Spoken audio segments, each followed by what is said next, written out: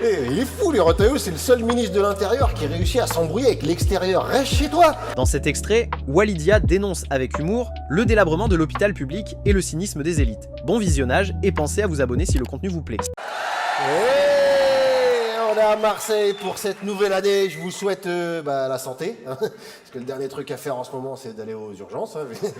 Ah non, ils ont tellement bousillé l'hôpital que maintenant, il y a des bouchons de brancards. Hein. Ah, si tu veux pas claquer entre un grand brûlé et un blessé par balle, faut sortir Waze. Sinon, tu t'en sors pas.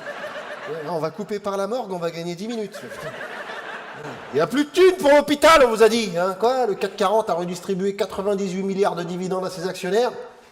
Eh ben, devenez actionnaire, arrêtez de me chialer dans les poches. En fait. Voilà, le problème, c'est que ceux qui viennent nous dire il n'y a plus d'argent, ils nous le disent dans un costard Yves Saint-Laurent à 3000 balles. S'il n'y a plus d'argent, toi, t'en as. D'ailleurs, il est où hein? Ça s'écrit comment, Liechtenstein? Ouais, on achète combien de lits d'hôpitaux avec un fauteuil de Gérard Larcher, par exemple? Oui.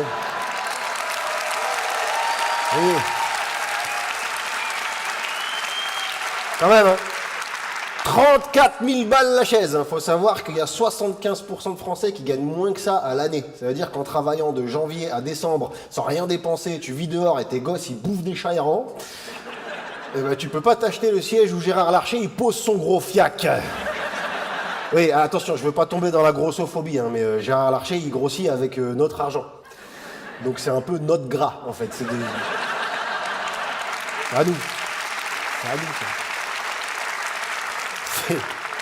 C'est de la graisse publique, on fait ce qu'on veut. Niveau budget, ça va pas aller en s'arrangeant, parce que là, Bayrou nous a livré son discours de politique générale. Enfin, son discours. Ils ont imprimé le texte 2 minutes avant, il l'a lu, on aurait dit, il sortait de la table. Il était encore plus endormi que d'habitude, ça fait beaucoup quand même. Il y avait encore du céleri rémoulade sur le coin des lèvres, comme ça.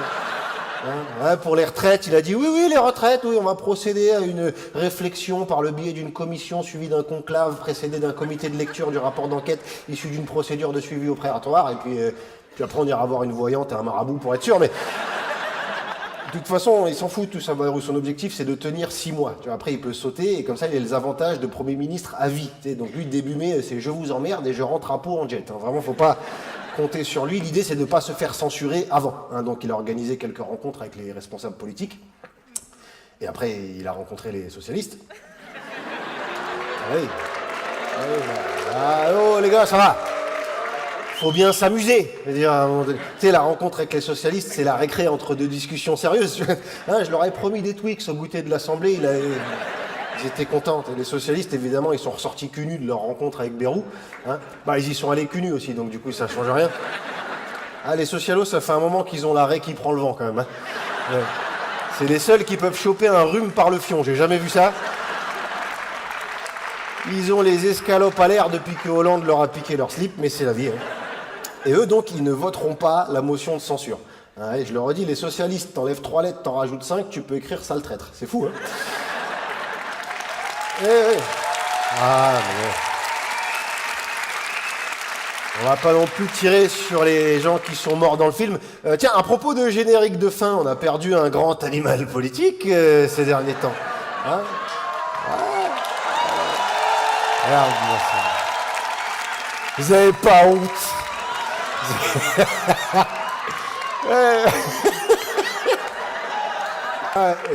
Je m'adresse aux gens qui regardent la vidéo. Ils ont fait plus de bruit que quand je suis rentré sur scène. Et t'as vu le truc, faut pas se moquer de Le Pen maintenant qu'il est mort. Pourquoi? Je veux dire, s'il y en a bien un qui va pas mal le prendre, c'est lui. Je veux dire, mais par contre, je comprends pas les gens qui se réjouissent de sa mort maintenant. Si c'était arrivé il y a 40 ans, oui. Mais là, je veux dire, à part se baver dessus en regardant CNews, il faisait pas grand-chose. Après, je peux comprendre. Tu sais, il y a 2-3 politiciens, s'ils disparaissent, tu peux être tenté par une petite danse, quoi. Tu vois, genre Retailleau, tu vois. Tu sais, si un jour t'apprends quoi, il est plus là, putain, c'est l'heure de jeter. Allez, hop.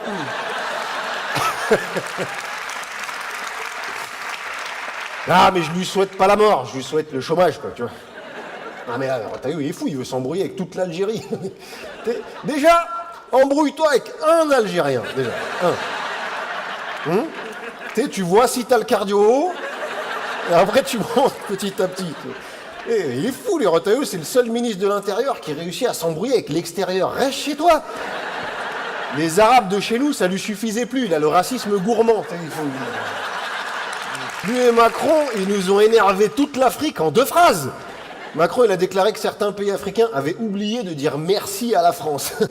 Et c'est comme si quelqu'un était rentré chez toi de force, avait vidé ton frigo pendant qu'il t'envoie faire la guerre en faisant travailler tes gosses, et quand tu reviens, il dit « Oh, merci, ça t'arracherait la gueule, bamboula !» Il y a quand même quelques bonnes nouvelles à l'international, le cessez-le-feu à Gaza, en espérant que Netanyahou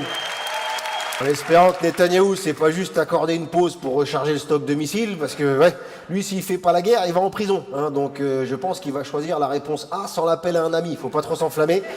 Et surtout qu'après, il va falloir juger ce qui s'est passé à Gaza. J'espère que vous n'êtes pas pressés. Si vous êtes né avant la tectonique, vous serez pas vivant pour le verdict, je vous le dis franchement. Alors, quand tu vois le temps qu'ils mettent à juger rien que Sarkozy, il a été mis en examen il y a 10 ans pour une ligne de téléphone, donc pour les crimes de guerre, j'espère que tu as une chaise et des vivres, parce que ça va prendre du temps. Un ancien président avec un bracelet électronique. Je répète, un ancien président avec un bracelet électronique. On connaît tous quelqu'un qui a un bracelet électronique. Surtout à Marseille, je pense que j'en connaissais peut-être même 2. Il y en a peut-être avec un bracelet ce soir, d'ailleurs. Faites gaffe, c'est peut-être l'heure de rentrer, ça va sonner, là. Et tu vois, le gars que tu connais avec un bracelet, tu sais qu'il n'aurait pas pu être président. Tu vois.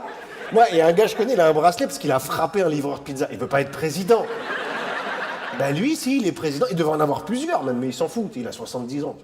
Tous les procès qui démarrent seulement maintenant sur sa gueule, il sera peut-être plus là pour la décision. Au pire, il sera trop vieux pour aller en tôle. Il fera exprès de se chier dessus sur un fauteuil. Ah non, c'est pas.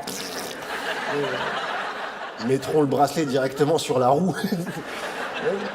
Parce qu'il a plein de trucs. C'est Paul Bismuth, là, c'est réglé. Maintenant, il y a le chapitre Kadhafi. Et son système de défense, c'est pas moi. C'est Hortefeux, c'est Guéant, c'est Takedine, c'est le colonel Moutarde dans la cuisine avec un chandelier. Et après, il nous fait une Marine Le Pen. Il n'y a pas eu 1 centime d'enrichissement personnel. Il a fait ça gratuit, bien sûr. Il a inventé la première association de malfaiteurs, loi 1901. On n'avait jamais vu ça. Il est fou. Il balance tous ses potes. Sarkozy, c'est la grande boucaffe des Républicains. C'est la Pouki de Neuilly. Vraiment, si tu l'écoutes, en plus, c'est jamais lui. Tu vois, soit c'est un menteur, soit c'est quelqu'un qui sait absolument pas s'entourer. En fait, Sarkozy, c'est juste un grand naïf. T'es à 2 doigts d'envoyer 800 000 balles à un faux Brad Pitt. Non. On se moque pas de cette pauvre dame. Bah si, elle est pauvre maintenant, ça c'est sûr.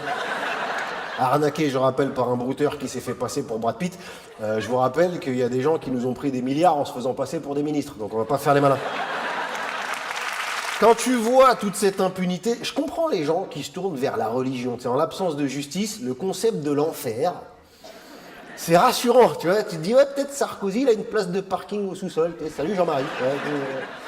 Et alors, ça fait du bien de s'imaginer qu'il existe un monde où les dirigeants, on leur met des coups de ponceuse sur la cuisse, on jette du sel sur les écorchures et après on rince au desktop. Ça change rien au présent, mais ça détend. Et n'oubliez pas de vous abonner.